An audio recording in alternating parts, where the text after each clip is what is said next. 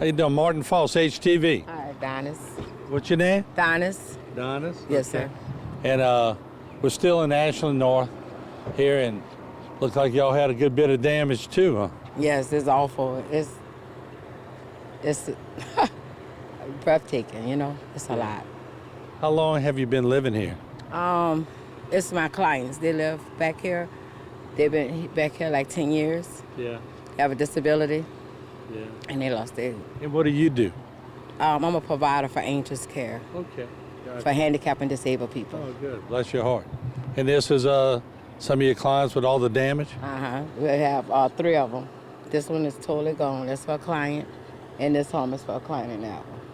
And what do you do when you come out here? What do you try to sort out for them? I was coming out to meet FEMA to do a house inspection to see what they can help them with, because their wheelchairs, their handicap beds, and everything is inside the trailer. Right. And Is it shocking to you that this late in the game that it's just taking FEMA that long to get out here? Yes, it is. That's what I told a guy. I can't believe it. I told him next time or wherever city they're in, they need to take and have a disability list, you know, for the disability. So they'll know who's disabled and they can help them, you know. Right. Not on the same list as everybody else. And what do you find is the hardest part of doing what you do, is just trying to get everybody to sort everything out and put it all together? Yes, and get everybody back to their normal life, you know. We was located in Vicksburg, Mississippi with 25 rooms. Then we went from Vicksburg to Pearl, Mississippi. Mm-hmm. And now some of them returned back to Thibodeau and Homer, and now we in New Orleans with the handicapped and disabled people. Right. And did some of these folks stay in these trailers during the storm? No, sir. We evacuated them 2 days before the hurricane came. Thank God, because this trail I'm seeing right here, completely obliterated. I mean, nobody would have made it through that. No, sir. They wouldn't have. You're right. Yeah. It's just heartbreaking, you know? Right. It really is. And are you out in the field every day doing the similar things you're doing today? Yes, sir, I am. All over. Yeah. You must have a big heart. Oh, I love it. I love what I do. Yeah. Yes. I can tell you were talking to a lot of folks that need your help. And how long have you been doing this? 21 years. Wow. I have the Region 1 and Region 9 in New Orleans and St. Bernard and Terrebonne Parish and Thibodeau Parish and Ascension Parish. So I go all over. Yeah. Yes, sir. And how many clients do you have in Terrebonne, do you know? I have about 20. Right. And every day you go around trying to assess where they are and trying to speed up the process? Yes, sir. But the ones that I returned back home, they, you know, we came back and I came out and I cleaned their homes and cleaned the icebox out, and then, you know, got the grocery and seen their needs were, and, you know, then they moved back in. But the other ones are still in New Orleans and in Lafayette. Folks, this is what I'm talking about during this process. You meet angels on the street, and at first when we pulled up, I thought she lived here, but I'm finding out she's actually helping a lot of people who live here.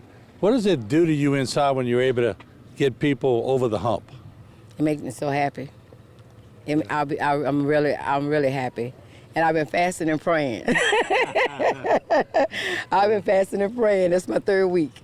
Wow. You know, God is coming through, I promise. Yes, indeed. So, you're a very spiritual person. Yes, sir, I am.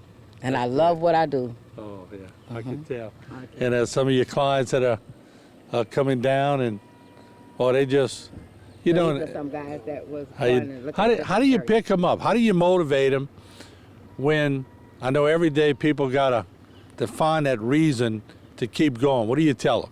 I tell them that put God first and it's going to be all right. Yeah. That's what I tell them, and they know. Yeah. Yes, sir. You draw from that spiritual, but you know, we talk about it a lot on this channel. Sometimes that's all you really have to draw from, and when you do it, it gives you just enough energy to keep on going. That's right. You got that right. Put them first. Mm-hmm. Yes. Well, we appreciate you joining us. You know, it's the first time I ever heard someone with the name of Donise. So we meet somebody new all the time. This is Angel Donise over here, in Ashland North, and as you could tell, we're surrounded by a lot of damage. And Donise, thank you so much for what you do. We appreciate it, and God bless you too. Keep up the great work. All right, thank you too. Thank you. All right, there you have it, folks. It's you run into a lot of people on the streets. You never know who you're going to run into, but a lot of people doing God's work, and we appreciate what she's doing and what she continues to do in an area historically that has been hit by storms. I've been coming back here for a long, long time after storm, and you know, surprisingly, as bad as it looks, I thought it would all be obliterated, but they must have been spared on one of those eye walls. But you heard Mr. Cuddy, in some areas, total devastation. So it's in bands again. One street completely demolished, the next street made it, another street demolished, the next street made it. Just depends where you were. We'll take a short break. We'll have a lot more here on Bayou Time.